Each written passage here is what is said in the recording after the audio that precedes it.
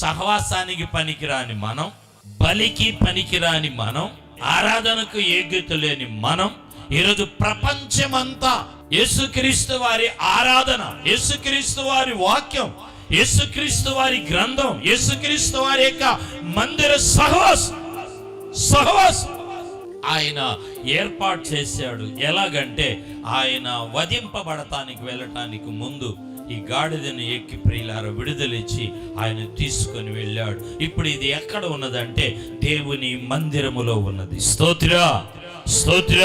ఆదివారం దేవుని మందిరానికి వెళ్ళాలి.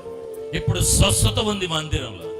రేపేదైనా ప్రమాదం పొంచి ఉంటే ఈరోజు మందిరములో వాక్యం వింటే, రేపేదైనా అప్పు పొంచి ఉంటే ఈరోజు దేవుని వాక్యం వింటే, రేపేదైనా మీకు విపత్తు పొంచి ఉంటే ఈరోజు ఆదివారం దేవుని దొడ్డిలో మీరు ఉండి వాక్యం వింటే, ఆ వాక్యం మిమ్మల్ని బలపరిచి ఆ వాక్యం మీ మీద ఉన్న దోషాన్ని పరిహరిస్తుంది.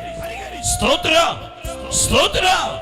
మీ జీవితాల్లో అభివృద్ధి లేకపోవటానికి, నిలబడలేకపోవటానికి, దీవించబడలేకపోవటానికి, ఆశీర్వదింపబడలేకపోవటానికి, వాగ్దానాన్ని పొందలేకపోవటానికి గల కారణం ఏమై ఉన్నదంటే ప్రియులారా, మనము సొంత దొడ్డిలో లేము, దేవుని మందిరములో లేము, దేవుని మందిరం మీద అలుగుతున్నాం, దేవుని మందిరాన్ని పోగొట్టుకుంటున్నాం, దేవుని సేవకుని మీద తిరుగుబాటు చేస్తున్నాం, దేవుని సేవకుడిని పోగొట్టుకుంటున్నాం, దేవుని వాక్యానికి విరుద్ధంగా దూరంగా ఉన్నాం.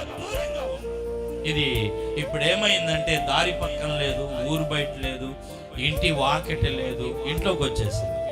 ఇది ఎక్కడికి వచ్చేసిందంటే దొడ్డిలోనికి వచ్చేసింది. ప్రైజ్ అలా, స్తోత్రం, హల్లెలూయా.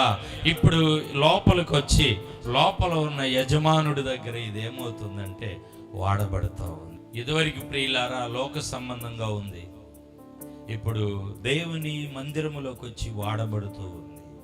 స్తోత్ర. నీవు నేను సొంత దొడ్డిలోకి రావాలి, మందిరములోనికి రావాలి అని ఇప్పుడు ఏమవుతుందంటే వాక్యంలో మనం చూస్తున్నాం. బైబిల్ గ్రంథం